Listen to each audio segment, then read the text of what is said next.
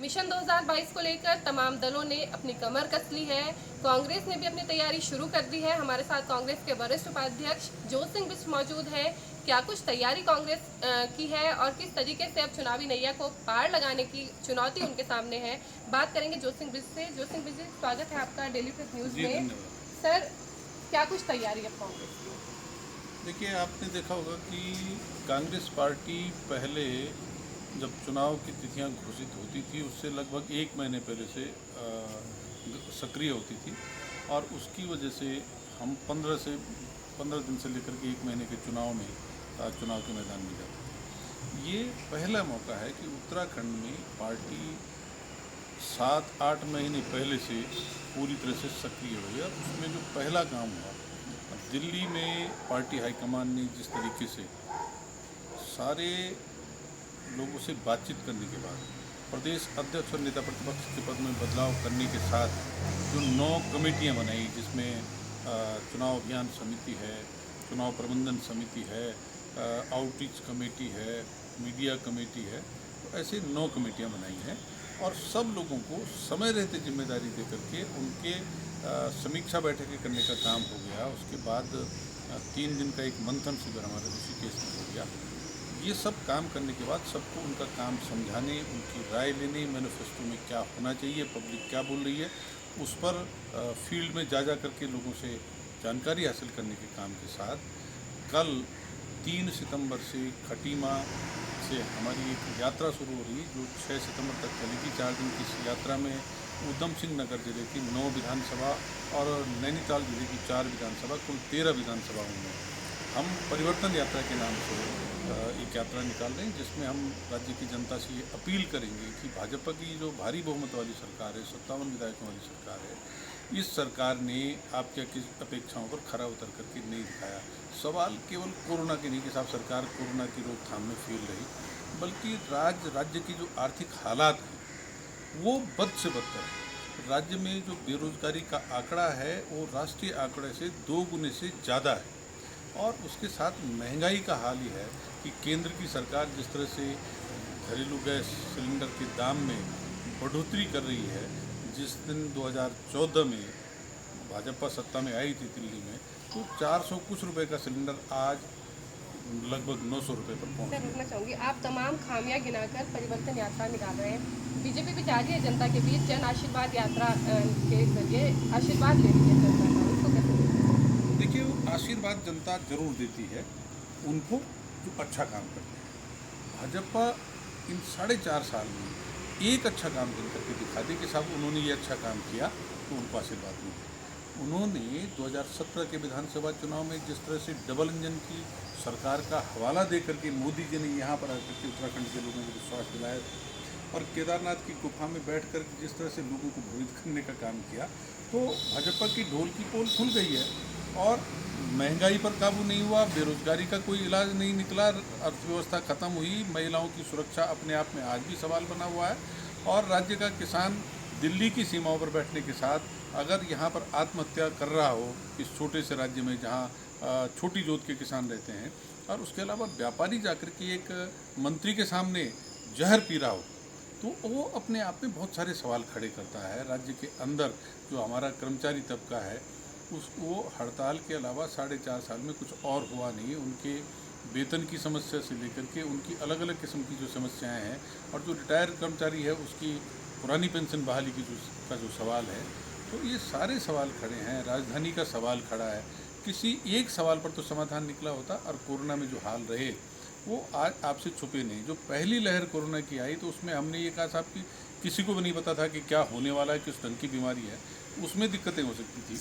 लेकिन उसके बाद ये जानते हुए कि कोरोना की दूसरी लहर आएगी, पिछले साल सितंबर अक्टूबर में जिस तरह से अस्पताल से बेडों की संख्या घटाई गई, ऑक्सीजन की व्यवस्था नहीं की गई, वेंटिलेटर की व्यवस्था नहीं की गई और न कोरोना टेस्टिंग की व्यवस्था की गई, तो उससे दूसरी लहर में कौन परिवार राज्य का है जो छूट गया हो कि जिसके घर में नाते रिश्तेदारी में जान पहचान में यारी दोस्ती में लोगों को कोरोना का दंश न झेलना पड़ा हो अलग अलग तरीके से, तो उस पर सरकार ने नहीं किया। और अब तीसरी लहर की सुगबुगाहट है और सरकार फिर चैन की नींद सो गई, तो लोग जान रहे हैं कि हमने भारी गलती कर दी कि इनको भारी बहुमत है। ज्योति सिंह बिष्ट को क्यों लगता है कि इस बार धनौल्टी से पार्टी ने उम्मीदवार बना रही है? देखिए, मैं लगभग 39 साल से कांग्रेस की सेवा कर रहा हूँ और जब से पार्टी में काम शुरू किया तब से लेकर के आज तक, पहले जो मेरे 18-19 साल थे तब तो मैं अंशकालिक कार्यकर्ता था, लेकिन राज्य बनने के दिन से आज तक मैं पार्टी का पूर्णकालिक कार्यकर्ता हूँ। आरएसएस वालों के बारे में और जो कम्युनिस्ट विचारधारा के कॉमरेड, उनके बारे में बोला जाता है कि पूर्णकालिक कार्यकर्ता है। कांग्रेस में इस ढंग का कैडर बेस नहीं होता, लेकिन ज्योति सिंह बिष्ट कह सकता है और कांग्रेस के जो लोग मुझे जानते हैं वो जानते हैं कि ज्योति सिंह बिष्ट पूर्णकालिक कार्यकर्ता है। तो एक पूर्णकालिक कार्यकर्ता अगर उम्र के उस दौर में कि जब मैं सीनियर सिटीजन हो गया हूँ, पार्टी से टिकट की मांग कर रहा, तो क्यों नहीं पार्टी मुझे देगी। मुझे अपनी पार्टी के नेताओं पर भरोसा है कि मुझे पार्टी कंसिडर करेगी। टिकट को लेकर कुछ चुनौतियां हैं? नहीं, दूसरी जो बात है कि मेरी पार्टी के साथ सेवाओं के साथ फील्ड में जो पिछले 2-2.5 साल में गतिविधियां हैं, जिस तरह से मैंने कोरोना की शुरुआत के साथ लॉकडाउन में जो हमारे राज्य के लोग प्रवासी बाहर फंसे, उनकी वहाँ पर मदद करने से लेकर उनको घर पहुँचाने, घर आने पर उनको स्वरोजगार से जोड़ने के लिए लगातार संघर्ष किया और उसके साथ कोरोना से रोकथाम के लिए लोगों को अपनी तरफ से कोरोना किट, सुरक्षा किट उपलब्ध कराने के साथ साथ जिस तरह से लोगों के साथ जुड़ाव बनाया, तो इस समय धनौल्टी में लोगों का मन है कि वो मुझे आशीर्वाद देना चाहते हैं और पार्टियां सर्वे करती हैं। उस सर्वे में मेरा नाम निश्चित रूप से किसी भी दावेदार से, चाहे वो किसी पार्टी का हो, ज़्यादा बेहतर तरीके से आएगा, मेरा विश्वास है और पार्टी मुझे कंसिडर करेगी। आपने कहा चुनौती, मैं चाहता हूँ कि मेरे से कम उम्र के सेकंड लाइन के, थर्ड लाइन के नौजवान दावेदारी करें और मेरे सामने चुनौती बने कि हम भी दावेदार हैं, इसलिए कि कांग्रेस में लीडरशिप का वैक्यूम पैदा न हो। और मैं उन सबका स्वागत करूंगा कि मुझे अच्छा खुशी होगी कि हमारी पार्टी में धनौल्टी विधानसभा में मेरे अलावा और योग्य लोग हैं जो दावेदारी उनको करनी चाहिए और कर सकते हैं, और निश्चित रूप से उनका भविष्य भी खुशहाल हो, ऐसी मेरी कामना भी है। जब प्रीतम सिंह जी अध्यक्ष थे तब जो कार्यक्रम होते थे पार्टी के या फिर कार्यालय में, ज्योति सिंह बिष्ट जी की उतनी ज़्यादा एक्टिवनेस नहीं दिखती थी, लेकिन अब एक बार फिर से आप फ्रंट पर हैं। देखिए, मैं 19 मार्च 2020 से धनौल्टी विधानसभा में गांव-गांव, घर-घर तक पहुंच बनाने में अपना काम कर रहा था और आपको याद होगा कि पिछले कुछ महीने पहले पार्टी में जो प्रदेश के उपाध्यक्ष हैं, महामंत्री हैं, सचिव हैं, उनको कुछ जिम्मेदारी दी गई, मुझे फ्री रखा गया। मेरे तत्कालीन अध्यक्ष प्रीतम सिंह जी और हमारे प्रभारी देवेंद्र यादव जी का मैं धन्यवाद करता हूँ कि उन्होंने मुझे फील्ड में काम करने का मौका दिया। उसके बाद ये जो कमेटियाँ भी बनी, 9 कमेटियों का मैंने जिक्र किया, उसमें भी उससे भी मुझे फ्री रखा गया। तो मैंने फिर धन्यवाद किया कि आपने मुझे काम करने का मौका दिया। इसका मतलब मुझे भरोसा है कि पार्टी मुझे इस बार 22 के विधानसभा चुनाव में कंसिडर करने जा रही है। लेकिन उसके बाद आपने कहा कि मेरी गतिविधियाँ बढ़ी। नए जो अध्यक्ष गणेश कुदियाल जी बने हैं, वो जब जब मुझे आदेश करते हैं तो मैं हाजिर होता हूँ। मैं पार्टी का सेवक हूँ, पार्टी का सिपाही हूँ और गणेश कुदियाल हमारे लीडर हैं, प्रदेश के अध्यक्ष हैं। अगर मुझे आदेश करेंगे तो मैं जाऊँगा, मैं वो जो काम बताएंगे करूँगा और उसके बाद जितना समय बचेगा फील्ड में धनौल्टी विधानसभा में अपने लोगों के बीच में रहूँगा। पुष्कर सिंह धामी के मुख्यमंत्री बनने के बाद लगता है कांग्रेस के सामने चुनौतियाँ बढ़ गई हैं? मैंने तो आज मसूरी में शहीद स्थल पर गणेश जोशी जी जो माननीय मंत्री हैं राज्य सरकार में, उनका एक जो जब संबोधन कर रहे थे तो उन्होंने धामी जी को पूर्व मुख्यमंत्री कह दिया। मैं तो अभी यही तलाशने में जुटा हूँ कि धामी जी पूर्व कब हो गए और नए कौन आने वाले। कहीं राज्य को एक चौथा मुख्यमंत्री तो नहीं मिलने वाला है। अब चुनौती होते तो गणेश जोशी जी उनको पूर्व क्यों कहते? वो कोई चुनौती नहीं। 1 महीने तक उन्होंने घोषणाओं की झड़ी लगाई, पैसा है नहीं और अब घोषणाएं पूरी कैसे होंगी वो भी इस चीज़ पर अब खंगाल रहे हैं, क्योंकि राज्य की अर्थव्यवस्था बदहाल है।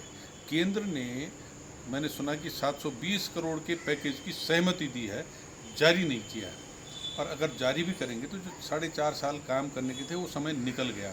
अब तो घोषणाएं हैं और स्वीकृतियां हैं, धरातल पर काम होना नहीं है। जो डबल इंजन है वो घरघराया नहीं, उसका वो इंजन स्टार्ट नहीं हो पाया। तो इसलिए चाहे धामी जी आए या कामी जी आए, धरातल पर जब तक काम नहीं होगा जनता उसका रिजल्ट चुनाव के समय देती है और वो देगी। हरीश रावत को अपने खिलाफ षड्यंत्र की आशंका है, क्यों ऐसा लगता है कि इतने बड़े जो नेता हैं वो भी सार्वजनिक तौर पर इस तरीके का अपना डर जाहिर कर रहे हैं कि क्या वजह है? देखो, प्रदेश में और देश में जिस पार्टी की सरकार है, अंग्रेज़ों के राज से लेकर के अब तक का उनका इतिहास आप सब जानते हैं कि उन्होंने जिस तरह से श्यामा प्रसाद मुखर्जी ने भारत छोड़ो आंदोलन का विरोध करने के लिए लिखित रूप से तत्कालीन गवर्नर जनरल को पत्र लिखा था, वो उसकी प्रामाणिकता आज मौजूद है। उसके अलावा अटल बिहारी वाजपेयी जी के बारे में ऐसा कहा जाता है कि ये अंग्रेजी शासक के पक्षधर थे। और उसके अलावा जो वीर सावरकर थे, उन्होंने देश को बांटने के लिए एक नहीं बल्कि 3 बार चिट्ठियाँ लिखी। ऐसे भी प्रमाण सामने निकल करके आ रहे हैं।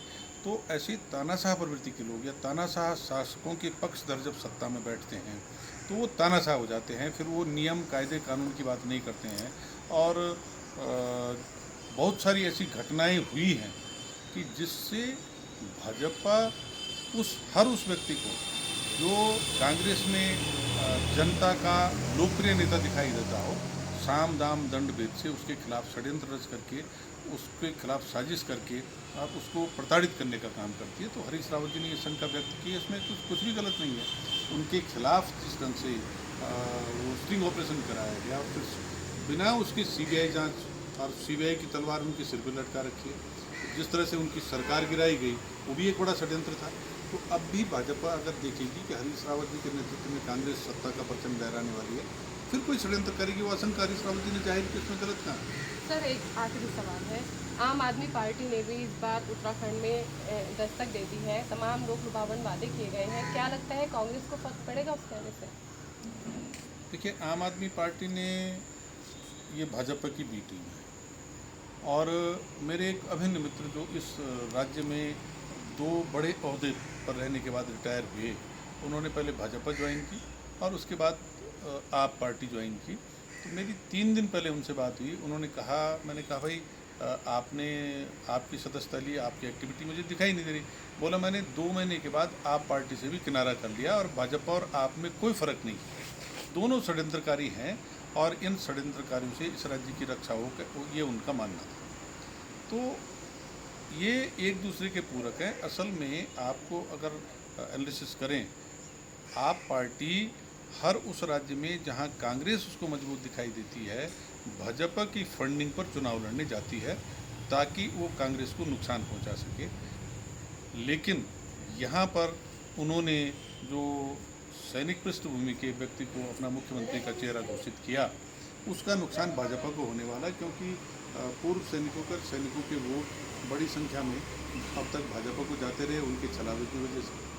तो अब उन वोटों में हिस्सेदारी बटेगी, उसका नुकसान उनको होगा। बाकी हमको कोई नुकसान नहीं होने वाला है। किसी इक्का दुक्का सीट पर हो सकता है नुकसान हो, लेकिन ज़्यादा नुकसान इसका भाजपा को होगा, ये मेरा मानना है। कांग्रेस को इससे कोई नुकसान नहीं होने वाला। इस समय लोग हरीश रावत जी की जो पिछली सरकार थी उसको याद कर रहे हैं। उस सरकार में जो गरीबों के लिए पेंशन की योजनाएं चलाई गई थी, उस पेंशन का इंतजार कर रहे हैं जो इस सरकार ने बंद कर दी। जो जल बोनस, वृक्ष बोनस, मेरा गांव मेरी सड़क जैसी योजना थी, उन योजनाओं का इंतजार कर रहे हैं। टेक होम राशन की योजना का इंतजार कर रहे हैं, ताकि जो गांव में रहने वाला इस राज्य की 70% गरीब जनसंख्या वाले लोग हैं, उनका भरण पोषण ठीक हो सके, वो अपने बच्चे को अच्छी शिक्षा दे सकें, अपने स्वास्थ्य का ख्याल रख सकें। लोग उस सरकार का इंतजार कर रहे हैं और वो सरकार कांग्रेस की ही होगी। तो ये थे हमारे साथ जोसिंह बिष्ट, जिनका साफ तौर पर मानना है कि 2022 में उत्तराखंड में परिवर्तन आएगा और जनता कांग्रेस को ही अपना आशीर्वाद देगी।